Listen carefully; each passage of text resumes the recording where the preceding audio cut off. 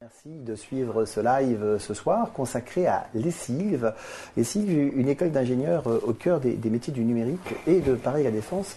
Alors pour nous parler de l'ESSILV, nous recevons ce soir Nelly Rouires, qui est vice-présidente du pôle universitaire Léonard de Vinci, et Frédéric Blanc, qui est un ancien de l'ESSILV, promo 2002, et qui a créé son entreprise Mevia Digital, dont on parlera sûrement tout à l'heure.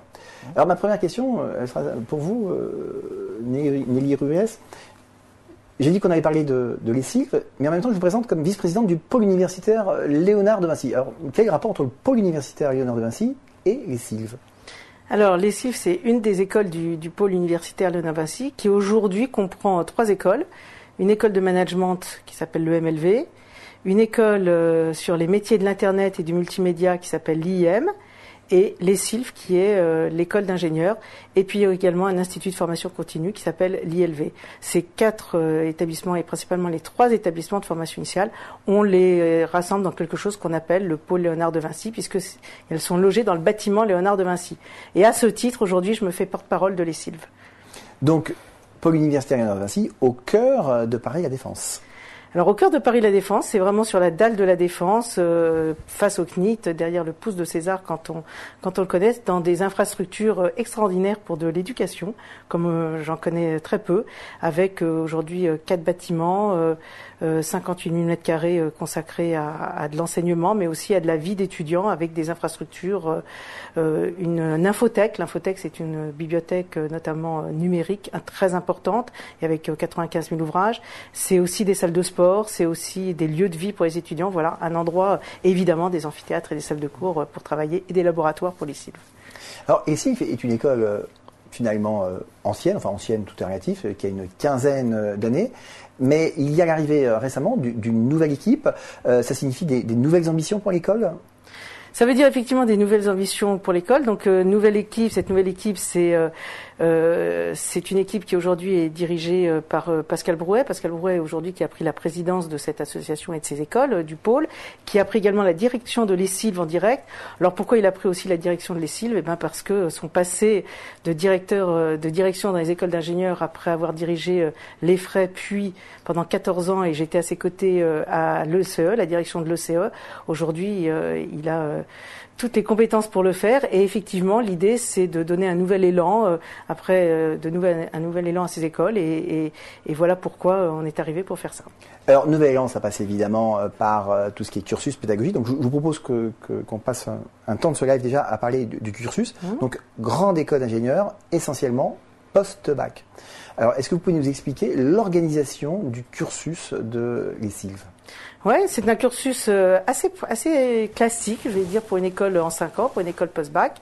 C'est une école donc qui recrute des élèves essentiellement de terminale S, un petit peu, on reviendra peut-être un peu sur les profils, pour lesquels les étudiants vont faire 2 ans de ce que nous appelons des classes préparatoires intégrées. Ça veut dire qu'elles sont dans l'école, que nos étudiants vont suivre un programme qui dit prépa intégrée, dit d'abord prépa, donc évidemment un programme de sciences fondamentales, maths, physique, sciences de l'ingénieur de façon importante, mais qui va aussi découvrir des technologies dès le départ de ce cursus, et le cursus sera un peu plus ouvert que ce qu'on trouve dans une prépa classique. Et ensuite, 3 ans de cycle ingénieur. La première année est encore du tronc commun et une année de détermination. Et ensuite, les étudiants vont choisir parmi les grandes majeures qui existent, c'est-à-dire des grands domaines. On ne parle pas de spécialisation, on parle de grands domaines dans lesquels ils vont se former, et pour lesquels le numérique va toujours être un fil rouge, puisque les majeures qu'on enseigne vont se faire quand même à travers ces composantes du numérique. Pourquoi ? Parce qu'aujourd'hui, le numérique va révolutionner beaucoup de choses. Et donc nos 4 majeures, je vais peut-être les citer pour qu'on voit bien dans quel domaine on est. Il y en a une qui est mécanique numérique, modélisation, simulation, qui est tout ce qui se fait aujourd'hui quand on conçoit, que ce soit une aile d'avion, une voiture, on travaille plus de façon physique. Beaucoup de choses se font de façon numérique, donc à travers des grands logiciels de conception, de CAO, ce qu'on appelle la CAO. Donc les étudiants sont formés à tout ça et à toute cette numérisation. Tout ce qui est ensuite une majeure autour de l'informatique, les sciences du numérique, l'informatique, le réseau, le système, les systèmes d'information, mais aussi l'intelligence artificielle, tout ce qui se fait aujourd'hui autour des big data, tout ce qui est le traitement de données importantes, les statistiques, toutes les modélisations autour de ça. Donc, vous voyez, tout ça, il y a déjà beaucoup de mathématiques. Hein, quand je vous parle de ça, mathématiques, modélisation, informatique, voilà.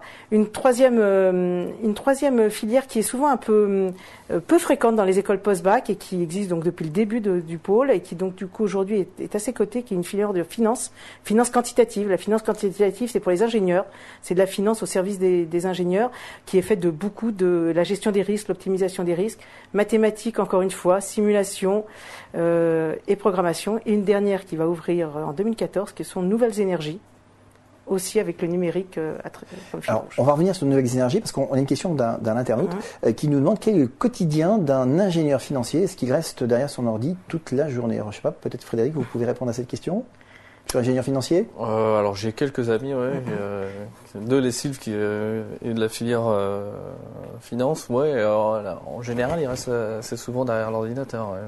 Donc avis à l'internaute, on reste derrière son ordinateur quand on est ingénieur financier. Et le quotidien d'un ingénieur financier, vous pourriez le décrire? Le quotidien, non, parce que je suis pas passé par là. Mais Alors on reviendra sur votre parcours qui est assez intéressant.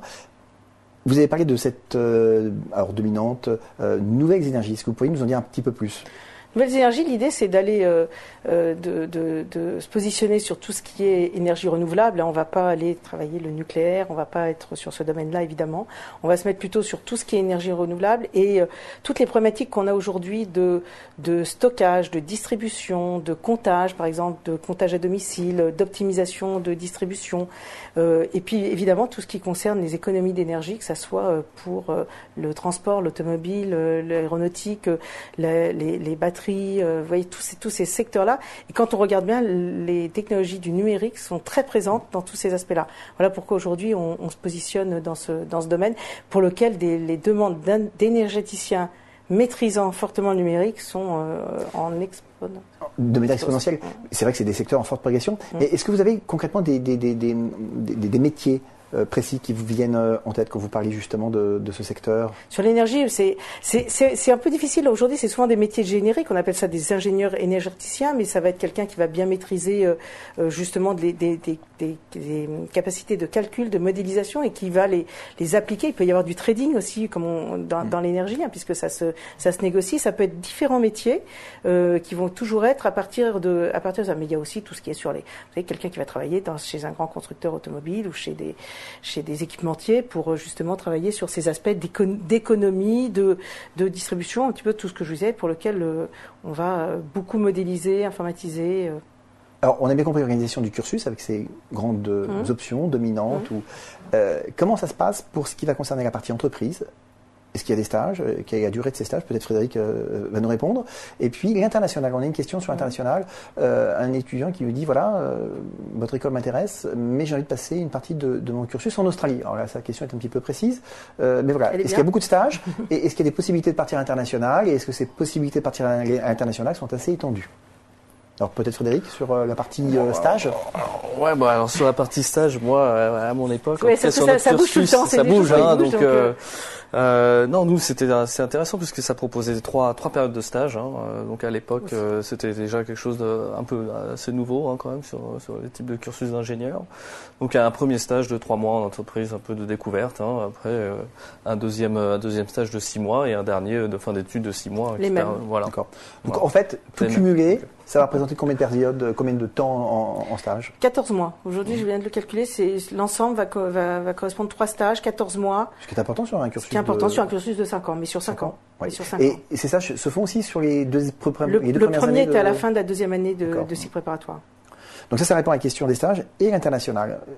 Alors l'international, c'est quelque chose qui s'est développé. Alors aujourd'hui, c'est clair, un étudiant qui rentre à l'ESILV, il aura un semestre obligatoire à l'étranger. Qui dit obligatoire dit qu'il pourrait en faire potentiellement plus, mais ça fait partie des attendus aujourd'hui de l'ingénieur ESILV et il aura forcément fait un semestre pendant son cursus, pendant les 3 années de cycle ingénieur. Ce semestre, il peut être soit un semestre de stage, et tous les stages de nos étudiants peuvent être faits à l'étranger, dans la mesure où ça répond à un cahier des charges qu'on leur donne, mais ça peut être aussi à travers un de nos partenariats, et puisqu'on a aujourd'hui développé un certain nombre de partenariats, et on continue à développer. Aujourd'hui, on a environ 25 partenariats. L'an prochain, on va être sur 80 étudiants qui partent, pour vous donner à peu près. Et l'Australie, c'est une bonne question. L'Australie, il y a un partenariat à Sydney, notamment dans la finance. Donc, on a des étudiants qui font un échange dans le domaine de la finance à Sydney. Donc, oui, ça existe. Mais ça peut être aussi en Asie, ça peut être aussi... Donc, assez étendu. Voilà, c'est assez étendu. Et pas mal d'Europe. Possibilité de double diplôme éventuellement ou Des possibilités de double diplôme, il commence à y en avoir. Il y en a aussi en France. Hein, des doubles diplômes, on en fait entre nos écoles. Déjà, on est en train de monter aussi des choses dans le domaine de l'actuariat, hein, qui est un domaine qui a beaucoup de demandes, c'est-à-dire pour les métiers de la finance, pour l'assurance. On est en train de monter des choses à l'international, à Laval, au Québec, et aussi en France avec Paris 6.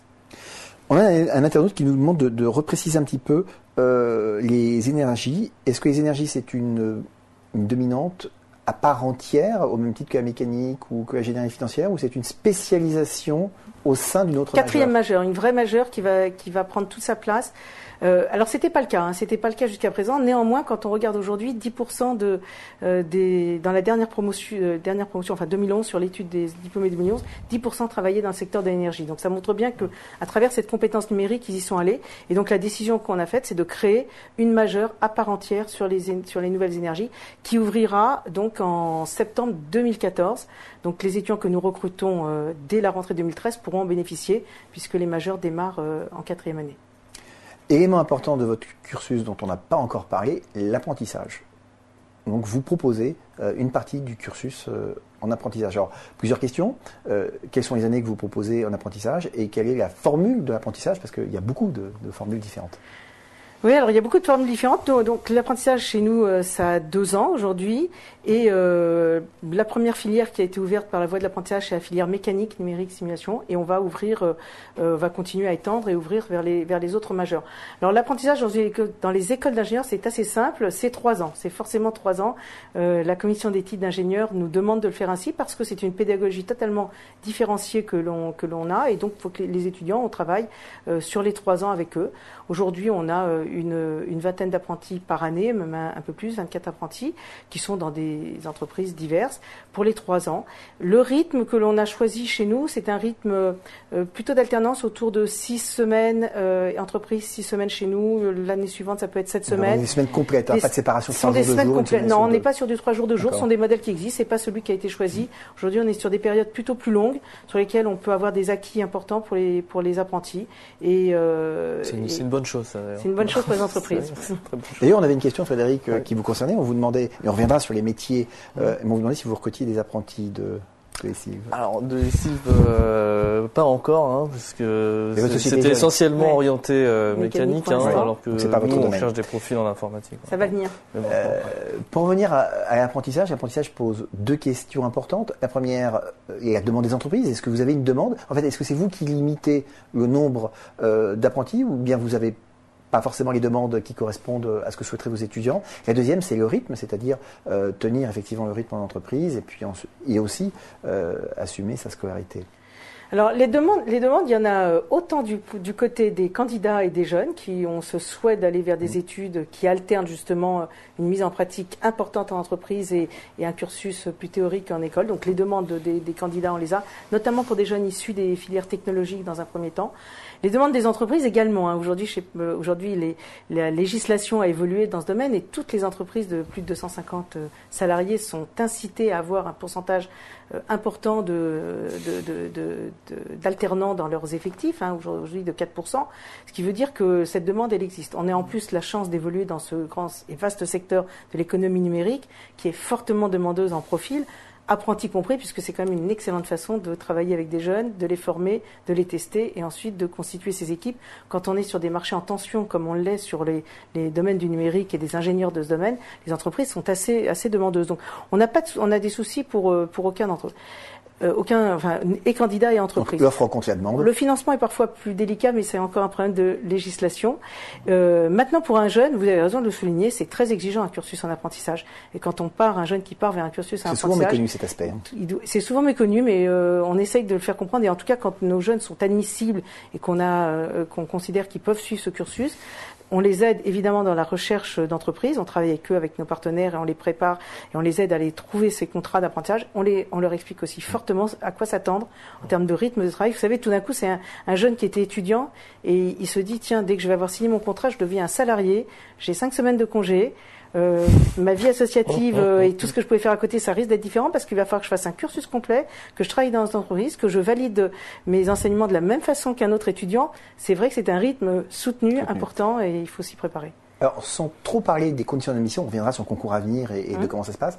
On a Charlie qui nous dit, je fais un bac pro, est-ce que je peux penser à intégrer les IVE, puisque c'était la question relative à l'apprentissage. Alors, c'est quand même pas la filière la plus facile pour intégrer les CILF pour la bonne raison que, je vous l'ai dit, le cursus est quand même très solide en sciences fondamentales, en maths et en physique.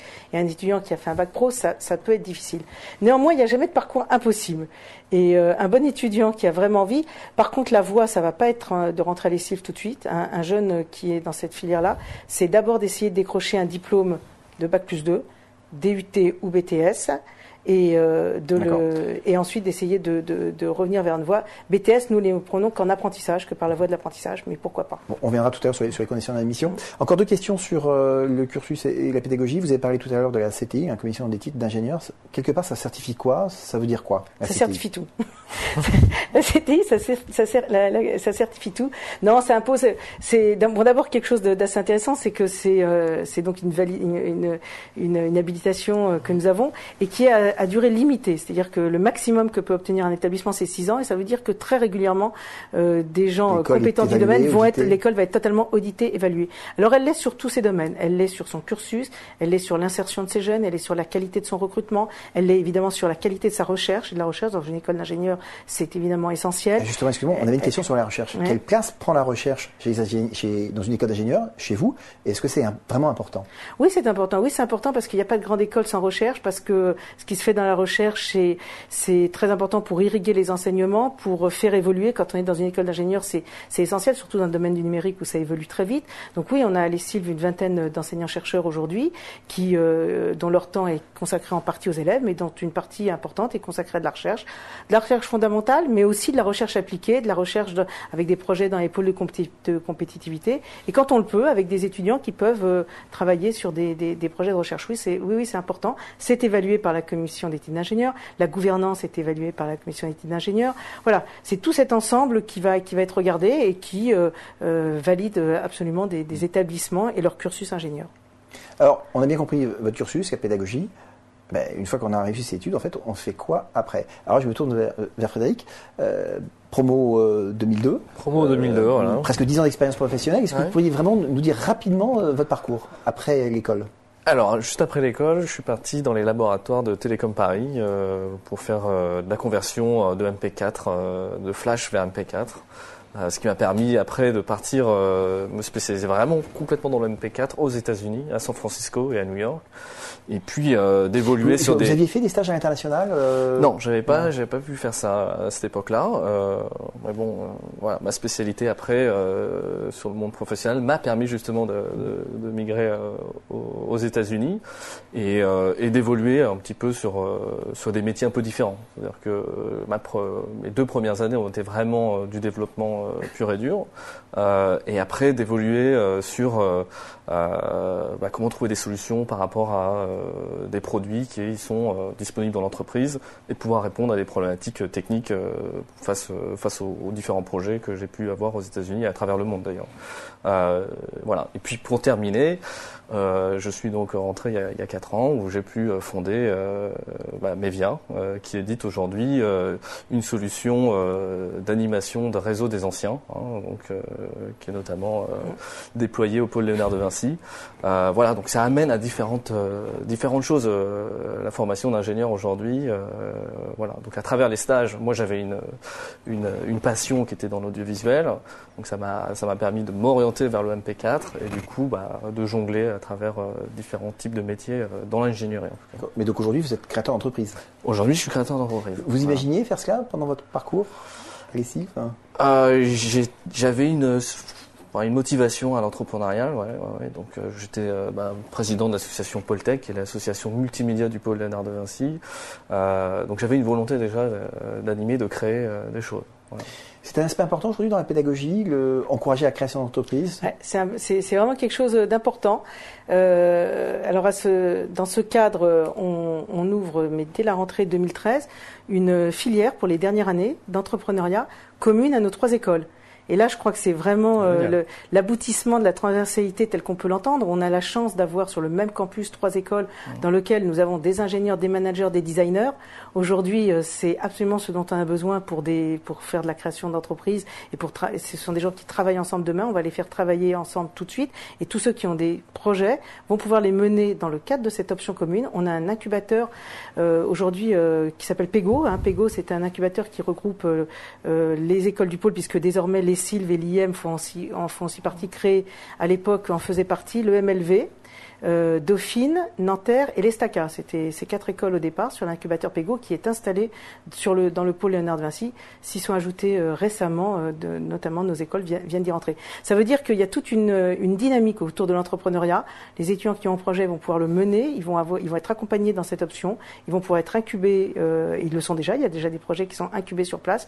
Et très franchement, c'est un domaine qui nous tient à cœur vraiment chez nous.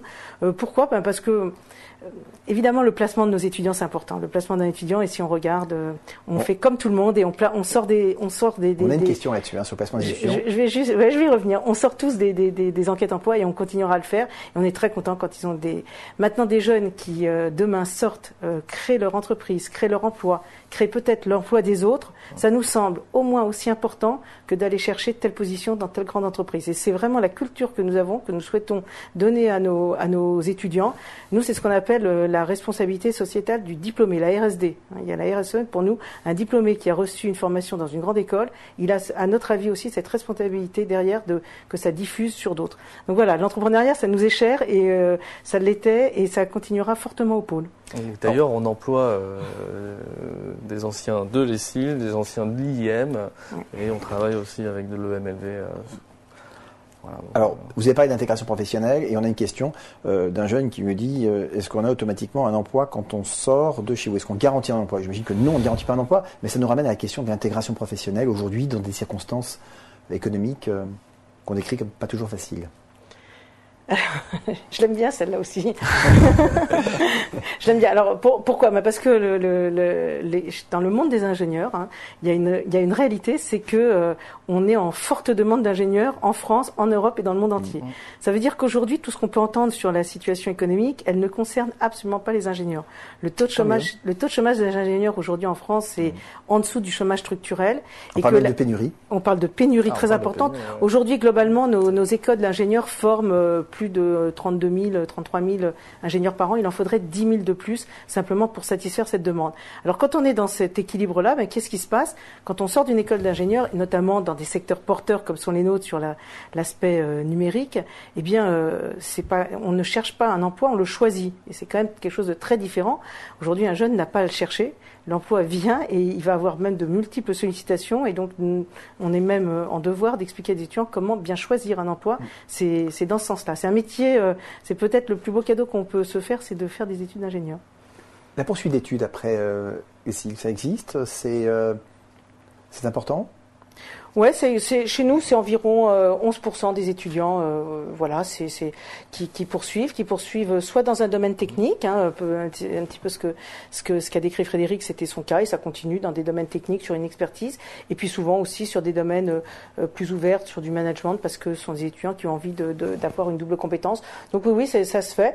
Ça se fait, c'est pas non plus énorme. Vous savez que encore une fois, les sollicitations du marché sont tellement importantes que parfois on se dit non, j'ai un super job tout de suite. Il n'y a pas besoin de faire une année de spécialisation pour reculer d'un an d'entrée sur le marché du travail. Pas du tout, ça dépend des projets, mais ça dépend du projet de chacun. Alors, il y a une question qu'on a effleurée à chaque fois, parce qu'on a parlé des métiers, les métiers du numérique, les métiers des énergies nouvelles, mais on n'est pas vraiment rentré dans le détail finalement de ces métiers, en présentant peut-être quelques-uns. Donc, si vous vouliez présenter quelques métiers d'ingénieurs ou de parcours d'anciens que vous avez en tête, des métiers qui font un peu rêver, qui font envie. Ouais, qui font envie. Ouais. Le sien, il est déjà pas mal. Ouais. Ouais, le mien est déjà pas mal. Hein. Sur l'édition d'applications en ligne aujourd'hui, il y a vraiment beaucoup de choses à faire. Hein. C'est le titre en général, c'est ingénieur études et développement. Après, au sein de ce type de métier, ça va de la modélisation de bases de données aujourd'hui, qui doit traiter énormément de données. On parlait des big data. Hein. C'est une grande spécialité. C'est une grande spécialité en ce moment, et donc on court à la performance sur ce type d'application en ce moment. Voilà. Tout ce qui est développement dans la mobilité. Aujourd'hui, tous les développements dans la mobilité est très important, donc on en fait énormément. Après, on va avoir des étudiants ou des jeunes diplômés qui vont travailler chez des constructeurs, dans le monde de l'aéronautique, dans le monde du bâtiment aussi. On voit des parcours qui vont aussi dans le monde du bâtiment, parce que il y a toute cette CAO que dans la conception d'un produit, d'un projet important, va passer par ces outils-là. Donc la conduite de projet, c'est des métiers que vont faire nos étudiants. Ça me permet de rebondir un petit peu sur votre première question, qui était finalement un ingénieur financier, qu'est-ce qu'il fait et est-ce qu'il sort de son poste de travail. Et c'est vrai que vous êtes parti d'un exemple qui est peut-être assez fermé, qui est fait de beaucoup de modélisation, et effectivement on a l'image du trader avec tous ces écrans devant lui. Et oui, ce métier-là est fait de ça, mais le métier d'ingénieur, il est quand même beaucoup plus vaste que ça. Il est fait de beaucoup de contacts, de beaucoup de relationnels, de beaucoup de travail en collaboration et en équipe avec des gens, parce qu'on peut être dans de la conception, on peut être dans de la mise en place, dans de la formation, on peut être un ingénieur ne travaille jamais seul, il travaille en équipe, il va travailler avec un budget à tenir, avec des délais à tenir, avec des équipes à manager. Le métier d'ingénieur aujourd'hui, c'est celui-là. Et souvent on a l'image parfois de l'ingénieur retranché justement, et l'ingénieur d'aujourd'hui, c'est tout sauf ça. Alors, vous avez parlé à plusieurs reprises de ce fil rouge des métiers du numérique. Donc ça se traduit concrètement par quoi en fait, en termes de métier finalement? En termes de métier, ça va être justement, je vous en ai cité un petit peu là dans le domaine de l'informatique, dans le métier de la finance, on évoque aussi tout ce qui est gestion, optimisation des risques, mais ça peut être aussi des métiers du trading. Et puis dans les métiers de la mécanique, la simulation, ça va être des jeunes qui vont participer à des projets de conception de nouveaux produits, et qui vont se faire à travers de la modélisation numérique justement aujourd'hui, puisque c'est comme ça aujourd'hui que les métiers ont très largement évolué. Mais dans ce métier, autour de cette métier, vous pouvez avoir des gens qui vont être plus sur de la méthode, plus sur de la conception, plus sur du test, plus sur de la formation, plus sur de la prospective de nouveaux produits, sur du design aussi. Je trouve que le design, l'éco-design, sont des enseignements qui ont lieu à l'ESILV pour les étudiants. Ce sont des choses qui sont importantes aujourd'hui quand on pense un produit. Et quand je dis produit, ça peut être un produit physique, mais ça peut être un service aussi. Le marketing des services, ça existe également. L'expérience utilisateur, l'ergonomie, ce sont des choses qu'on travaille également. On a un internaute qui nous demande si vous pouvez un peu détailler, de manière effectivement assez concrète et rapide, le parcours d'ingénierie financière. Alors sans rentrer dans le détail de tout le cursus, si vous pouvez dire quelques mots sur ce parcours d'ingénierie financière. Alors le parcours de l'ingénierie financière, alors les jeunes qui vont aller vers ces métiers-là donc le parcours chez nous, il va être classique, un petit peu comme les autres majeurs, c'est-à-dire que c'est quelque chose qu'ils vont choisir sur la fin du cursus, et qui va être fait donc beaucoup de mathématiques. Alors évidemment, ils apprennent la finance de marché. Quand on se parle finance chez nous, on ne se parle pas de finance d'entreprise, on se parle de finance de marché. Donc ils vont apprendre tous les éléments qui touchent à la finance de marché. Et ensuite, on est beaucoup dans ce qui est gestion, optimisation des risques. Je crois que c'est quelque chose qu'il faut bien comprendre. C'est peut-être les métiers qui ont pas mal manqué au moment de la crise financière, et qui auraient permis peut-être de cadrer des choses à côté de gens qui sont dans le trading aujourd'hui, et donc pour lequel en fait on va beaucoup réaliser des modèles, et donc ça sous-entend un haut niveau en mathématiques et en informatique notamment. Donc nos étudiants vont être beaucoup formés à ça, et à être capables d'évaluer justement ce genre de choses. Et ça peut ensuite déboucher sur différents métiers. Alors ils vont rentrer dans des grandes banques, dans des grandes banques qui ont une partie de banque d'affaires très important. Dernière question sur l'organisation des cursus. On a un étudiant qui nous demande chez vous quel est le parcours qui allierait le plus les sciences et les nouvelles technologies. Tous. Tous, oui, c'est ce que j'aurais envie de répondre. Celui-là, je vous réponds. Celui-là, je vous réponds tous. Je réponds tous, très très clairement, tous. Peut-être que derrière de nouvelles technologies, peut-être que la filière informatique, sciences du numérique va sembler encore plus dédiée que les autres, mais j'ai envie de dire tous quand même. Frédéric, qu'avez-vous retenu au final de votre parcours à l'ESILV, de ces 5 années d'études, et et voilà. Et comment ça vous a préparé finalement à votre expérience internationale et voire aujourd'hui dans votre perspective de créateur d'entreprise? Qu'est-ce que j'ai pu retenir de mes études? 10 ans après, c'est toujours compliqué. Hein. Oui, c'est un petit peu compliqué. Non, mais un encadrement assez proche, qui nous a quand même bien suivi tout au long des 5 ans, dans un cadre quand même exceptionnel. Enfin, moi, à l'époque, Léonard de Vinci, le pôle Léonard de Vinci, c'était tout nouveau, c'était tout fibré, c'était une révolution numérique, pour le coup, à l'époque. Donc voilà. Ce que je retiendrai de plus, c'est que voilà, aujourd'hui, pour moi, ces études-là m'ont permis, en tout cas, de toucher à différents univers. Et m'ont permis, aujourd'hui en tout cas, de résoudre des problèmes au quotidien avec une analyse un petit peu scientifique. Voilà. Ça. Accompagnement important, suivi important. Ouais. Accompagnement important, suivi important, et à côté de ça, c'est pas du nursing non plus. Je crois que c'est aussi important d'avoir ça en tête. On est dans l'enseignement supérieur, l'acquisition de l'autonomie, c'est aussi quelque chose qui est importante et pour lequel on doit former nos étudiants à ça. Alors, on va faire des choses de peut-être un peu plus proches pendant le cycle préparatoire, pendant les 2 premières années, parce que c'est la transition. On vient du lycée où c'est un peu différent, et puis plus ça va, plus on va être... Vous savez, on a une pédagogie projet très développée. La pédagogie projet, ça veut dire quoi? Ça veut dire que des étudiants sont amenés en équipe à résoudre un problème qu'on leur soumet et pour lequel les jalons ne sont pas connus d'avance. C'est ça la vie de l'entreprise et c'est ça aussi, on les forme. Donc derrière la pédagogie de projet, nos étudiants vont en faire beaucoup. Maintenant, ils sont pas totalement abandonnés. On a des enseignants qui vont les suivre, qui vont faire des revues de projet régulières avec eux. C'est ça aujourd'hui une pédagogie dans une école d'ingénieurs un peu moderne. Alors, on va arriver sur les conditions d'admission, parce que finalement, ça compte. Comment on rentre dans notre école? Moi, j'ai une première question, parce qu'on a parlé du cycle prépa intégré et ensuite du cycle en 3 ans, qui rejoint l'organisation 2+3. Comment ça se passe à la fin de la prépa intégrée? On passe automatiquement sur le cycle? Alors automatiquement jamais. Non mais automatiquement. Automatiquement oui, non. Par contrôle continu oui. Si votre question c'est par contrôle continu, c'est vrai la différence entre le cycle de prépa classique et pour les écoles qui recrutent à poste prépa et qui ont des concours spécifiques. L'école prépa intégrée, alors c'est vrai de l'ESIL, mais ce que je dis là va être vrai de toutes les écoles prépa intégrées, toutes les écoles post-bac. Il y en a quand même environ 80 en France aujourd'hui, c'est important sur les 200 écoles d'ingénieurs. On est sélectionné avant de rentrer, donc on est sélectionné au moment de la terminale, avant de rentrer en première année, et ensuite les étudiants vont avoir un contrôle continu. Néanmoins, chaque école va avoir ses attendus. C'est le cas de l'ESILF qui a des siennes. Mais toutes les fois où l'étudiant va réussir ce qu'on lui a demandé de réussir, à avoir la moyenne, les modules et les unités d'enseignement validées, il va passer dans le cycle ingénieur. Il ne va pas se confronter à une sélection interne. Il ne va pas, d'ailleurs, chez nous non plus, se confronter à une sélection pour avoir une majeure ou une autre. Les majeures sont au libre choix des étudiants.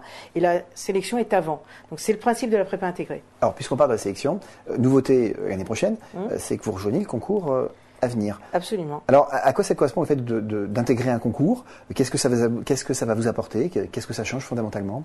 Alors, les modalités de recrutement changent.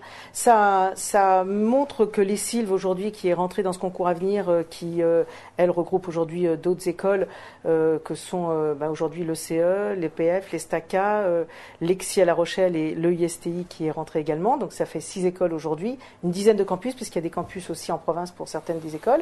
Ce sont des écoles qui sont assez proches, qui sont cousines, j'ai envie de dire, qui ont des valeurs communes, qui ont des modes de recrutement communs, qui s'adressent au même type d'étudiants et qui, globalement, vont diplômer des jeunes qui vont aller vers des métiers divers. On a chacun nos pédagogies, mais je dirais c'est un ensemble d'écoles assez proches, avec une proximité forte des équipes, puisqu'on travaille tous entre nous. Donc ça donne, pour les SILF, ça veut dire plus de visibilité, ça veut dire montrer que les SILF est aujourd'hui une école qui a toute sa place dans ce concours Avenir et les premiers résultats nous le montrent.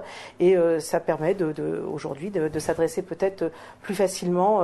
Et puis pour un jeune, il ne faut pas se le cacher, passer des écoles de façon isolée, c'est beaucoup de temps, beaucoup peut-être d'argent aussi au moment des concours. Donc toutes les fois où les écoles se regroupent en concours, c'est quand même faciliter le parcours du jeune qui, à travers une épreuve commune, va pouvoir postuler à plusieurs écoles. Donc l'intérêt, c'était de rentrer dans un concours commun Avenir Avenir nous semblait être le meilleur concours pour les Sylves. Alors si on parle rapidement du concours, épreuve commune, Ouais. donc à l'ensemble des écoles, et ensuite épreuve spécifique. Non, toutes Non. nos épreuves sont communes, c'est vraiment du concours, c'est pas de la banque d'épreuves, là c'est vraiment du concours.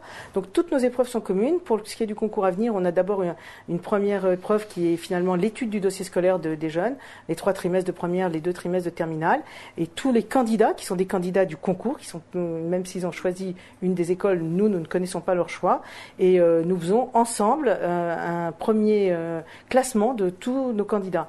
Ensuite, on a des épreuves écrites qui se déroulent le 8 mai. Pour le concours Avenir, c'est le 8 mai chaque année. Et ces épreuves écrites, alors notre premier classement de nos candidats fait que les tout meilleurs d'entre eux, et je dis bien les tout meilleurs, on va les dispenser des épreuves écrites. Ce sont des jeunes pour lesquels on se dit il n'y a pas besoin de leur faire passer des épreuves écrites. On sait qu'ils ont le niveau de nos écoles. Ça se voit sur le dossier, on ne va pas plus loin. Et puis tous les autres, la très très grande majorité, vont passer ces épreuves écrites, ces épreuves du 8 mai. Une épreuve de maths, une épreuve de physique, une épreuve d'anglais et une épreuve qu'on appelle CER, compréhension, expression, raisonnement, qui nous permet donc de voir un petit peu et de mettre tout le monde au même niveau, indépendamment du lycée où il était, du dossier qu'il a eu. Tout le monde passe ces épreuves. Je parle des terminales S là. Et à partir de ce moment-là, les épreuves qui auront passé compteront pour 80% du résultat final, 20% le dossier. On classe tous ces candidats de façon commune et leur classement prévaut pour chacune de nos écoles. Ensuite, c'est le système, on est dans l'admission post-bac, le système admission post-bac qui est un système de vœux. Et là, c'est les étudiants qui vont, à travers leurs vœux, finalement faire leur choix d'école toutes les fois où ils seront dans un rang d'admission dans l'école.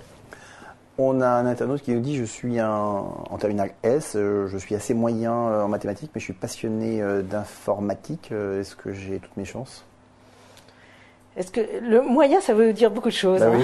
C'est toujours très difficile de dire moyen. Alors un candidat, il est d'abord il n'y a pas que les mathématiques qui comptent. J'ai envie de dire, même si c'est important dans une école d'ingénieur, la physique et le reste d'un dossier, les langues c'est essentiel dans une école d'ingénieur. Il faut avoir un niveau de langue pour être diplômé, la capacité à écrire aussi. Donc notre système d'évaluation va prendre, et je l'ai décrit, pas seulement les maths. Il reste d'autres épreuves et donc tout dépend un petit peu. Et puis moyen veut tout dire. Après, en fonction des résultats qu'il aura, cet étudiant, il aura ou pas une place. Maintenant, un étudiant qui aime les maths, qui aime les technologies et qui a envie une fois qu'il sera rentré dans une école, s'il est motivé, il a toutes les chances de réussir. Parce que c'est très différent. Le lycée, l'enseignement supérieur, c'est très différent. On retrouve une motivation différente. L'enseignement n'est pas fait de la même façon. Donc, oui, quelqu'un qui sait déjà ce qu'il a envie de faire, j'ai envie de dire, oui, il a ses chances. Néanmoins, il va falloir un niveau minimum. On a bien compris que le recrutement majoritaire, c'est des bacheliers. D'autres voies d'accès existent pour d'autres types d'étudiants, des admissions parallèles, voire éventuellement des prépas. Ouais, alors on a toutes ces autres voies sont offertes à l'ICIL. Donc effectivement, l'autre voie importante, c'est le recrutement des élèves issus des classes préparatoires classiques. Là aussi, changement de recrutement pour la rentrée 2013 à l'ICIL, puisqu'on est rentré aussi sur des grands concours communs. Donc l'ESILV est rentré sur la banque 3A, qui est celle de l'ENSAM et le STP, pour ce qui est des candidats issus des classes MP, PC, PSI, PT. Donc c'est 4 filières de classes préparatoires aux grandes écoles. Et donc voilà, on démarre notre parcours sur ce plan-là. Aujourd'hui, une 40aine de places ouvertes cette année. Et puis, on a vocation plutôt à ouvrir plus de places pour les classes de préparatoires. Vous savez, notamment les classes de MP et les élèves qui font pas mal de mathématiques sont assez intéressés par les parcours finances quantitatifs dont j'ai pu parler. Donc voilà, je pense qu'on aura pas mal de choses là. À côté de ça, les filières technologiques, DUT que nous recrutons en fonction de nos différentes filières, les DUT MP, GE2I, génie mécanique, génie énergétique, voilà, tous ces domaines-là. Les BTS, c'est une filière qui n'est ouverte que pour les apprentis, puisque la pédagogie de l'apprentissage est beaucoup plus adaptée à des jeunes qui ont fait un premier cycle de BTS. Également des filières universitaires classiques, une L2, une L3 en mathématiques, en sciences. Et puis des possibilités aussi d'entrer directement en deuxième année de classe préparatoire pour des jeunes qui ont validé une première année post-bac, que ce soit une maths sup ou une licence. D'accord, donc vraiment un recrutement Recrutement nouveau, très ouvert, ouais. donc avec finalement des promos qui vont être différentes. Des promos qui vont être différentes, qui vont être un peu plus peut-être plus mélangées. Ça l'était déjà, les filières technologiques, tous ces recrutements existaient déjà. Simplement, voilà, l'entrée dans des concours, l'ouverture de l'apprentissage il y a 2 ans fait qu'aujourd'hui on va vers des promos un peu plus importantes, peut-être un peu plus diversifiées qu'elles l'ont été. Et c'est ça aussi aujourd'hui la vie des écoles d'ingénieurs. Alors, cela arrive à sa fin et on a encore de nombreuses questions, dont plusieurs concernent l'ingénierie financière. Manifestement, ça a l'air de vraiment intéresser plusieurs de nos internautes ce soir. Et on a un internaute qui me dit... Il y a souvent des salaires élevés. Voilà. Alors, je suis intéressé par l'ingénierie financière et pourquoi n'irais-je pas dans une grande école de commerce ? Alors, la question est intéressante, d'autant plus que, évidemment, les filières finances de marché existent pas mal dans les écoles de commerce. Elle existe à l'EMLV, qui est notre école de management. Elle existe d'autant plus qu'on est en train de monter des parcours communs aussi de dernière année sur la finance, où on va mixer nos étudiants des deux écoles avec des cours communs, des certificats communs, et on est en train de travailler sur un diplôme possible aussi pour nos étudiants de l'ESILV qui pourraient avoir un double diplôme de l'EMLV. Donc oui, la question se pose. Néanmoins, les métiers que j'ai moi évoqués sont faits d'une base scientifique, mathématique très importante, qui elle va être accessible qu'à un jeune qui aura fait une école d'ingénieur et qui aura travaillé et qui sera capable justement de faire ces modélisations que j'ai évoquées. Le jeune qui a fait l'école de management ne va pas travailler totalement sur ces métiers-là. Donc lequel choisir? Je pense que c'est quand même des études un peu fondamentalement différentes, même si on voit qu'à travers ces parcours communs, cette transversalité, ça peut se rencontrer. Mais les filières sont un peu différentes et les métiers vont être un petit peu différents. Question sur les coûts, parce que c'est toujours une question importante. On va mettre évidemment de côté l'apprentissage. Votre école a un coût. Est-ce qu'il y a des aides dont on peut bénéficier? Est-ce qu'il y a des aides du conseil régional ou général? Alors, l'ESILV est une école qui a un coût, puisque en tant qu'établissement privé, des coûts qui, dans le monde des écoles d'ingénieurs, restent assez raisonnables, j'ai envie de dire. Donc, cette année, les frais de scolarité chez nous étaient de 6 200 € par an. Donc on est plutôt dans une fourchette basse sur les écoles d'ingénieurs privés. Néanmoins, effectivement, on a beaucoup d'aides. Alors elles sont de 2 ordres, elles concernent 2 types de populations. Il y en a une qui est tous les habitants des Hauts-de-Seine, et là vous évoquiez le Conseil général. Oui, il y a un lien entre ces écoles et le Conseil général. Il y a toujours eu un soutien du Conseil général envers les jeunes du département qui viennent faire leurs études à l'ESILV notamment. Donc là, on a une réduction de 20% qui concerne les étudiants des Hauts-de-Seine. Et à côté de ça, ça fait partie des fondements de ces écoles. Il y a toujours eu une politique sociale extrêmement développée. Je dirais, depuis l'origine du pôle, c'est-à-dire en 95, et donc même avant qu'on parte d'ouverture sociale dans le monde des grandes écoles, les écoles du pôle étaient positionnées sur ce domaine-là. Et aujourd'hui, on a des réductions extrêmement importantes qui peuvent monter jusqu'à 50% pour les étudiants boursiers en fonction d'un échelon de bourse. Et très clairement, aujourd'hui, les étudiants boursiers chez nous ont des frais de scolarité qui sont nettement plus bas, avec un accompagnement très fort sur les étudiants boursiers. Donc oui, le côté financier est toujours est très très pris en compte. Et finalement, aujourd'hui, l'ESILV est ouvert à des étudiants qui sont issus de populations très diverses.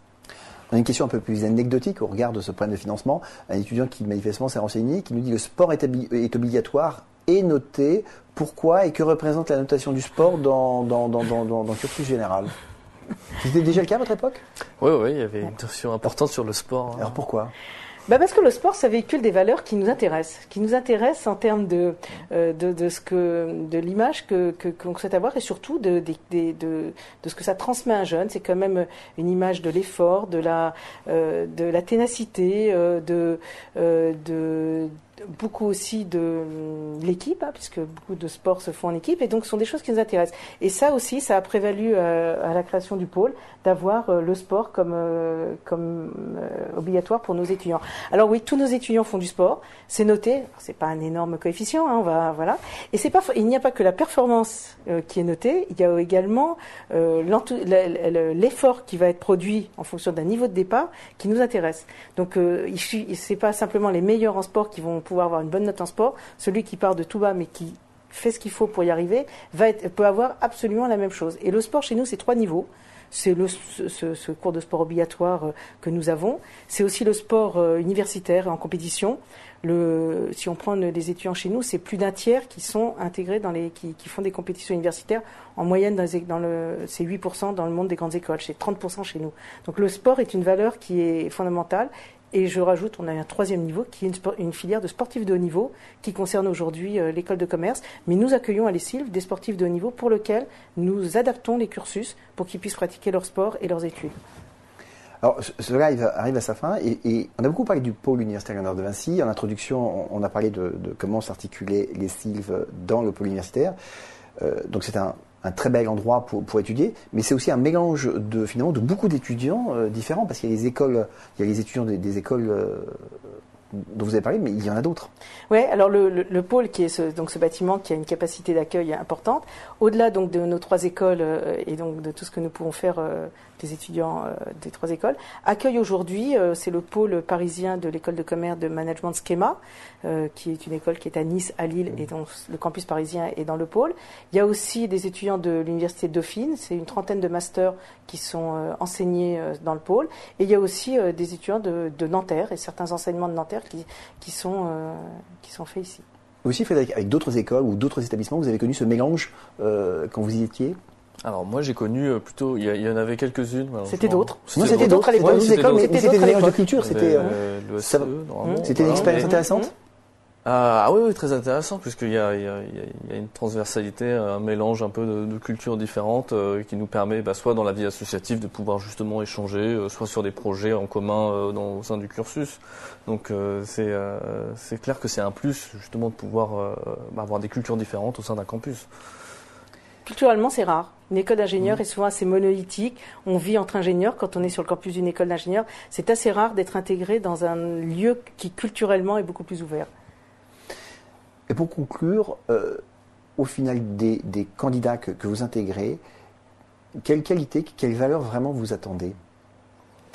Alors, qu'est-ce qu'on attend? On attend. Je commence bêtement par l'académique parce qu'on se refait pas. Il y a un niveau académique, voilà. Il y a des concours. Après, c'est l'envie, c'est la passion, c'est l'engagement.